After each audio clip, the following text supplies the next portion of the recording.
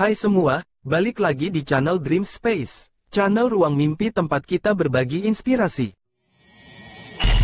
Hai Sobat Ruang Mimpi, tahu nggak sih kenapa bisnis perang harga itu tidak baik dan bisa berakibat fatal seiring berjalannya waktu? Yuk kita bahas. Bisnis perang harga, di mana pesaing bersaing untuk menawarkan produk atau layanan dengan harga yang lebih rendah dari yang lain, memiliki beberapa risiko dan konsekuensi yang bisa berakibat fatal bagi perusahaan dan bahkan industri secara keseluruhan.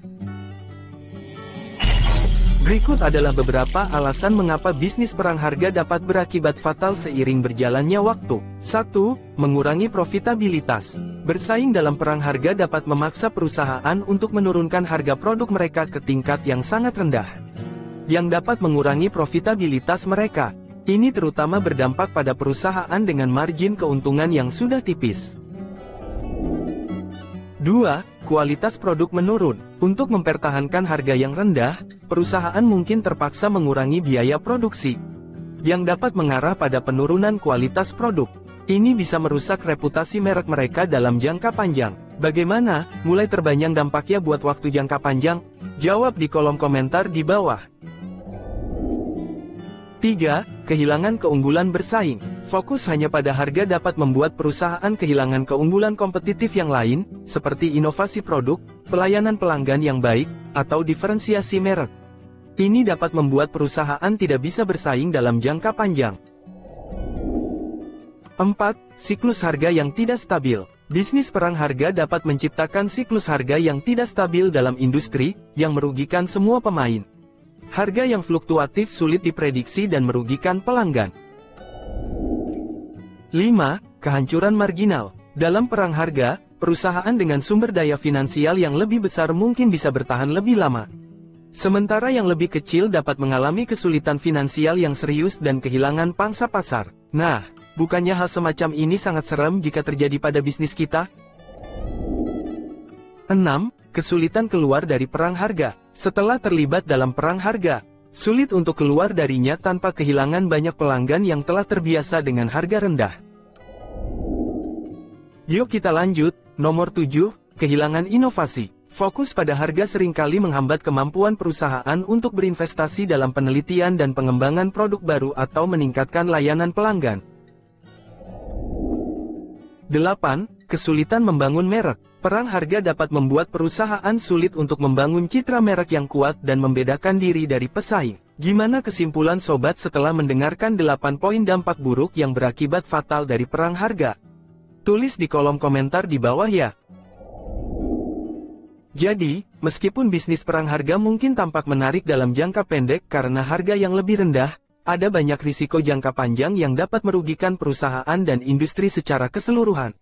Sebaliknya, strategi yang lebih seimbang yang mempertimbangkan faktor-faktor lain seperti kualitas, inovasi, dan pelayanan pelanggan seringkali lebih berkelanjutan dalam jangka panjang. Nah, sekarang bagaimana cara menyelesaikan permasalahan tadi? Bagaimana cara mengatasi permasalahan perang harga untuk menjaga bisnis agar tetap sehat dan berkelanjutan dalam waktu jangka panjang? Yuk kita cari solusi. Mengatasi permasalahan perang harga dan menjaga bisnis agar tetap sehat serta berkelanjutan dalam jangka panjang, memerlukan strategi yang cermat. Ini akan menjadi cerita perjalanan dan pengalaman seumur hidup. Berikut beberapa solusi yang dapat membantu. 1. Diferensiasi produk maupun layanan. Fokus pada diferensiasi produk maupun layanan sobat. Cobalah untuk menawarkan nilai tambah yang unik maupun keunggulan yang sulit ditiru oleh pesaing.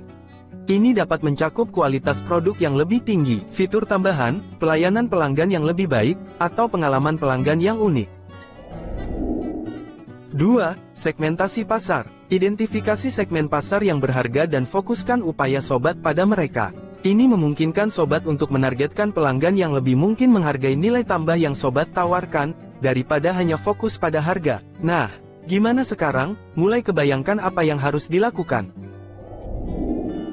3. Komunikasi merek yang kuat. Membangun citra merek yang kuat dapat membantu sobat mempertahankan pelanggan bahkan jika pesaing menawarkan harga yang lebih rendah dari sobat. Jika pelanggan merasa terhubung dengan merek sobat dan mengidentifikasikan nilainya, mereka mungkin bersedia membayar lebih. Kenapa tidak? 4. Penawaran dan diskon terukur. Daripada menurunkan harga secara umum, pertimbangkan untuk memberikan penawaran dan diskon terukur untuk pelanggan setia atau dalam situasi khusus. Ini dapat memotivasi pembelian ulang tanpa merusak margin keuntungan secara keseluruhan. 5. Kontrol biaya. Teliti dan kendalikan biaya produksi. Mengoptimalkan proses bisnis dan mengurangi biaya produksi dapat membantu sobat mempertahankan margin keuntungan yang sehat. Ini akan sangat membantu untuk bisnis jangka panjang.